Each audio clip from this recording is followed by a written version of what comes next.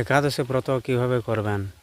সকালে উঠে চান টান সেরে নেবেন, কিন্তু সেদিন যেদিনে চান করবেন সাবান তেল কিছু ব্যবহার করবেন না এবং মুখ ধোয়ার জন্য টুথপেস্টও ব্যবহার করবেন না।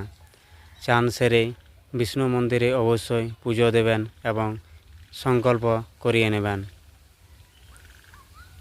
সেদিনে অবশ্যই যে একাদশী ব্রতের যে মাহাত্ম্য বই আছে অবশ্যই শ্রবণ করবেন এবং অন্যদেরও করাবেন।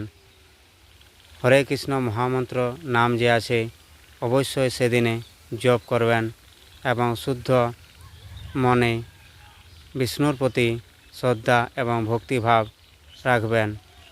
খাওয়া দাওয়া বলতে ঘাস চাল পাওয়া যায়, সেটা আপনারা খান। লুচি পরোটা এইসব না খেলে ভালো হয়।